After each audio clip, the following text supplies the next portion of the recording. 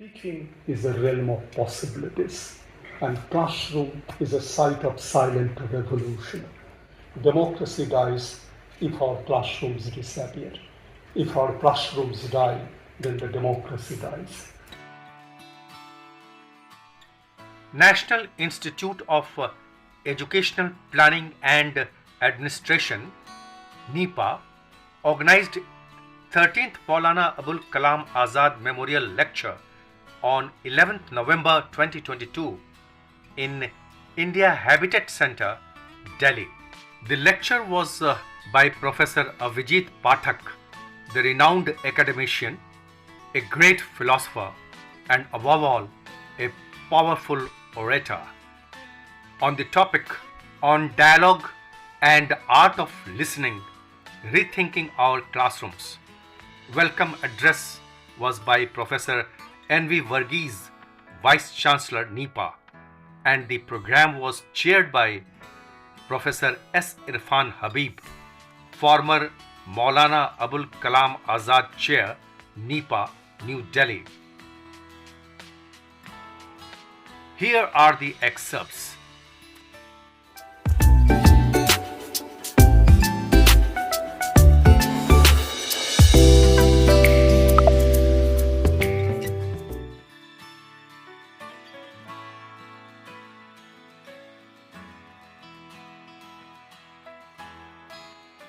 In a way, he was the embodiment of, as I would love to believe, the ideal Indianness, its religious simplicity, its cultural pluralism, and its rooted cosmopolitanism.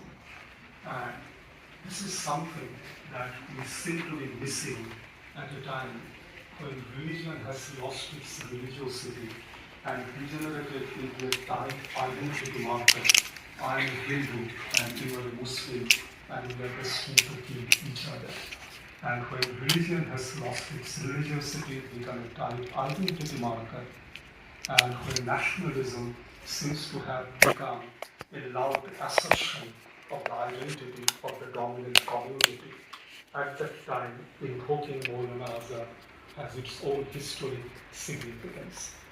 So let me invoke him, let me reflect on what Maulana Azad meant and what we could learn from him at this turning point of Indian history. Now, having said that, let me come to the theme I have chosen to speak on dialogue and listening, compassionate listening, and about our classrooms, rethinking classrooms.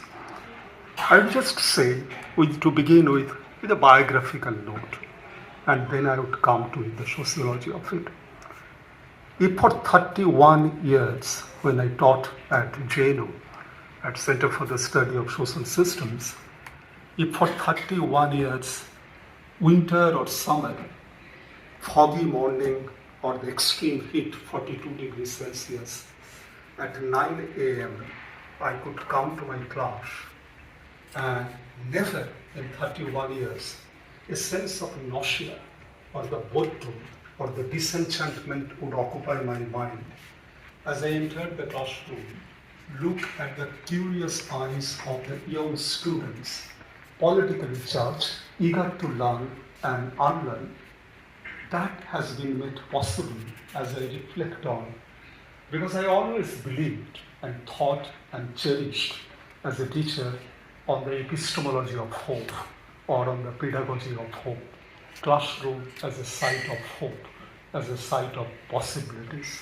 And possibly it is this firm conviction and the belief that led me to do that. And never it looked like another routinized, repetitive work. And I often felt myself lucky the kind of work I engaged in. It was something that possibly Karl Marx would have appreciated when he critiqued the notion of alienation, because I became my work and there was no separation between me and my work. I celebrated and enjoyed every moment of it. I was not separated and alienated from my work. But I'm not going to speak on the personal story. This is not a personal story. I believe that all those who really And here, all those who really love the vocation of teaching, cherish the vocation of teaching, from school teachers to the university professors, they would agree with me that teaching is a realm of possibilities, and classroom is a site of silent revolution, and classroom is a domain of possibilities. I believe that all those who love the vocation, and when I say those who love the vocation, I mean those who really believe that teaching is not just about completing the syllabus, taking the attendance, conducting exams, and grading and hierarchizing students. There is something much more deeper and higher about the art of teaching, about the act of teaching. Because in a very alive, vibrant classroom, we teach not just physics and geology, history or carpentry. In the vibrant classrooms, we learn to debate, we learn to imagine, we learn to sharpen the qualities of empathy, art of listening, and we learn the culture of critical thinking. No matter whether you are teaching physics or whether you are teaching mathematics or geology, we go beyond the syllabus. And these are the qualities that we learn: how to debate, how to reimagine the world, how to think critically, and how to evolve a conversation, a nuanced debate and conversation with the colleagues, with the teacher and the student as co-traveler, as wanderer, continually exploring the world, defining, redefining the world, problematizing the world, and imagining a new world, imagining a new possibility. That is what a vibrant classroom does, something beyond just completing the syllabus and covering the official curriculum. And this is what those who believe that is what teaching, the higher purpose of teaching lies, I think they would tend to agree with me what I am going to speak. And I believe that democracy dies. Democracy as dialogue. Democracy as a creatively nuanced critical conversation and dialogue. Democracy as civility. Democracy dies if our classrooms disappear. If our classrooms die, then the democracy dies.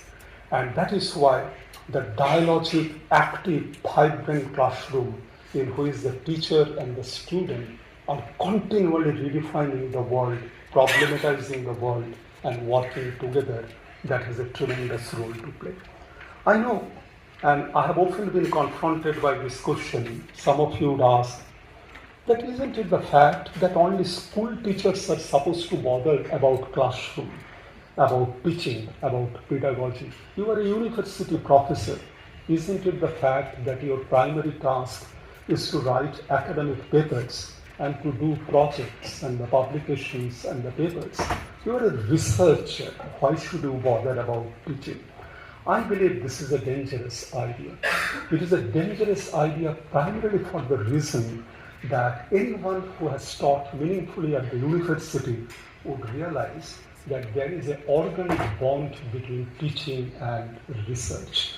There is a very creative and organic bond between teaching and research. There is no hierarchy. There is no contradiction. There is no duality.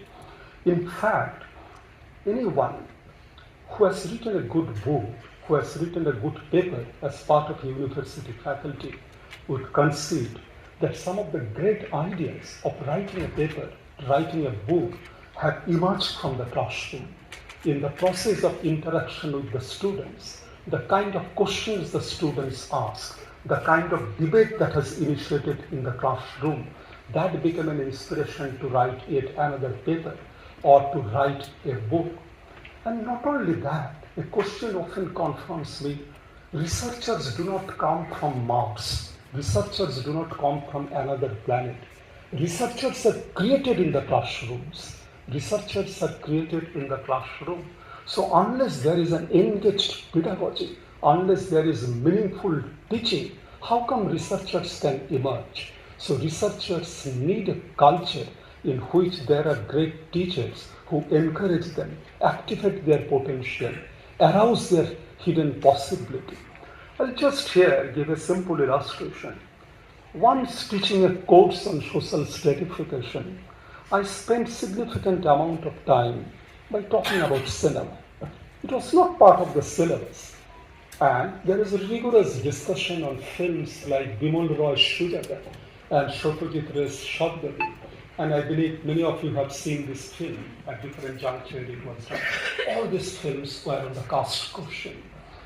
And believe me, and there's a lot of discussion, debate, thinking, students with their identities responded to this question, to these two films in multiple ways, in different ways. But one day, a student came and told me, "Sir, I have decided to write my MPhil dissertation on the caste question and Indian cinema." And he said that, I said it's a good thing. And he said that its root lies in the classroom discussion. Its root lies in the classroom discussion. Because in the classroom we talk so much about, while talking about social stratification and the caste, we talk about, we didn't talk only about Srinivas, Dipankar Gupta and Dubey. We talked about Satyajit Ray. We talked about Bimal Roy. We talked about cinema. And there was a lot of discussion on the cinema and the representation of the caste question. So good MPhil dissertation emerged. And as I would say, its root lies in the classroom, in the vibrant classroom.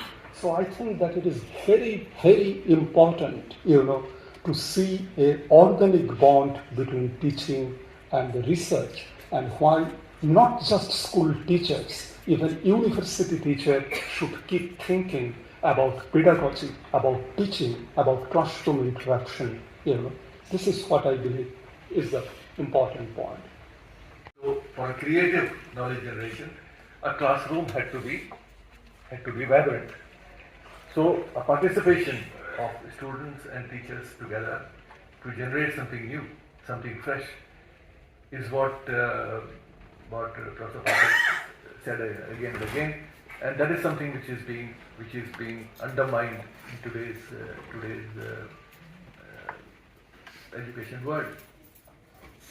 I don't want to repeat what he has said already. That there are so many things happening which concern me all the time. I see it around. You also see it around. That education today, the private players particularly, I'm never against private participation. It should be there, but a private participation in education just to create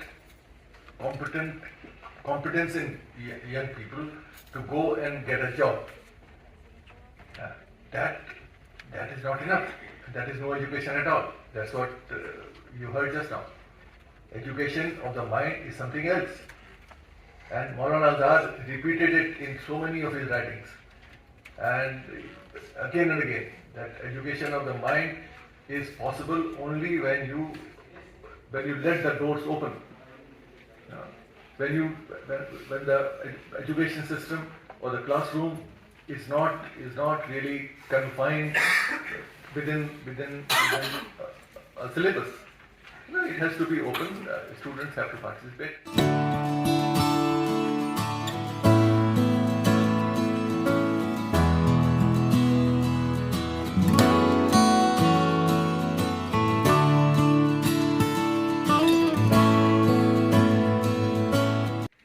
Professor Avijit, Professor Avijit Pathak, Professor Irfan Habib, all the invited guests, NIEPA students, faculty members, and everybody present in the hall. Thank you very much for making it possible, making it convenient for you to attend this National Education Day.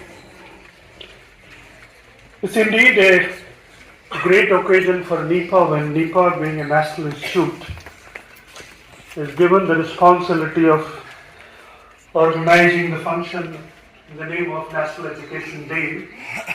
That adds added responsibility for us to how to take this event forward with the ethos that this day demands.